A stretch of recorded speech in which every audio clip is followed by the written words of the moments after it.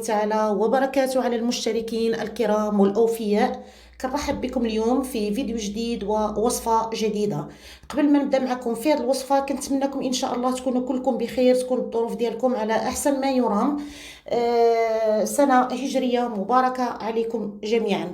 بما أن نحن في فصل الصيف سوف نواصل إن شاء الله في تنزيل الوصفات السريعة، سريعة التحضير، خفيفة صحية ومفيدة للجسم.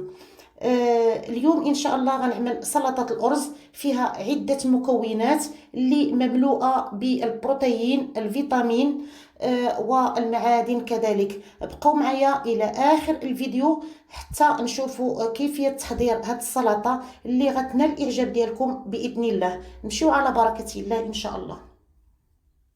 بسم الله على بركة الله.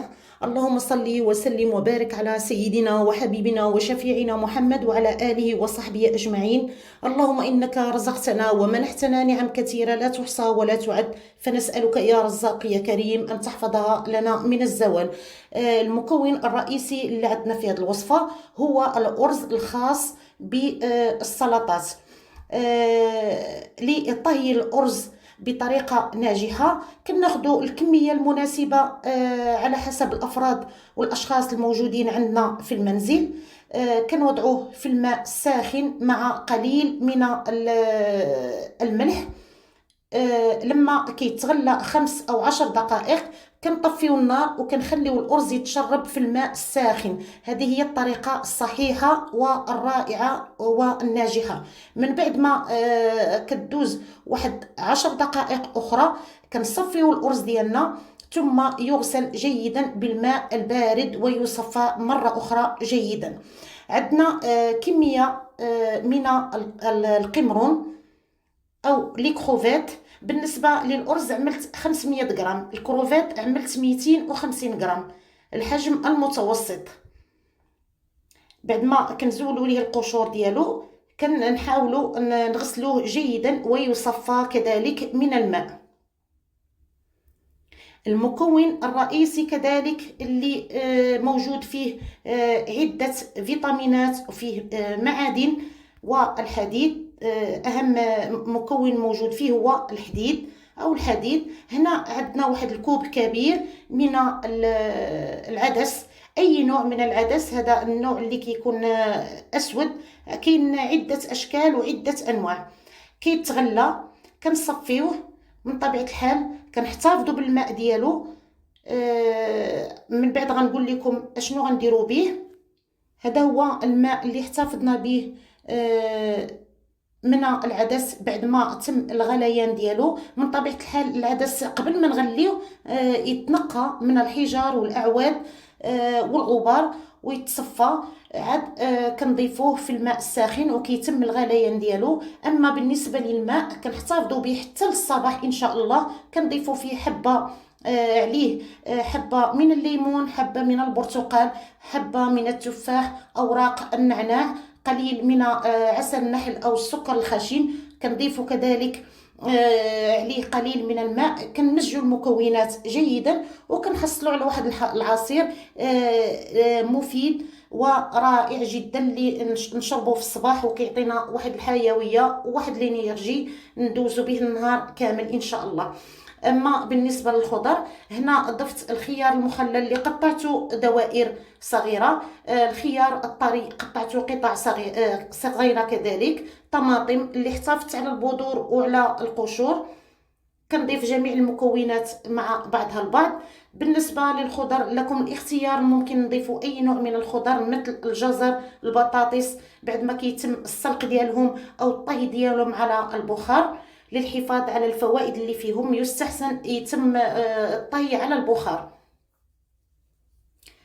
المكونات او الخضر اللي ضفنا على الارز ممكن نضيفهم على المكرونه، القمح المكسر يبلي، كذلك على البذور حبيبات ديال الشعير بعد ما كيتم الطهي ديالها كذلك على البخار لعده مرات.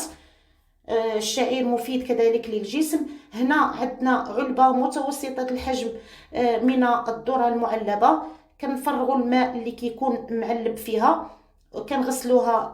كنغسلوا هاد البذور جيدا، او هاد الحبيبات ديال المايس او الذره، نغسلوها عده مرات.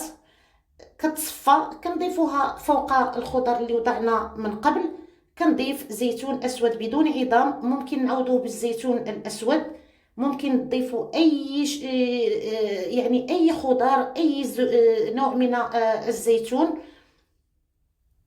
او الخضر المخلله كذلك، مثل الشيفلور. بعد ما وضعنا جميع المكونات مع الأرز، غنضيف عصير ليمونة ونصف من الفوق، نصف كوب من زيت الزيتون، من طبيعة الحال على حسب المكونات والكمية ديال الأرز اللي عندنا. غنضيف كذلك رشة فلفل أسود، ممكن نعوضوه بالفلفل الأبيض، والملح على حسب الذوق.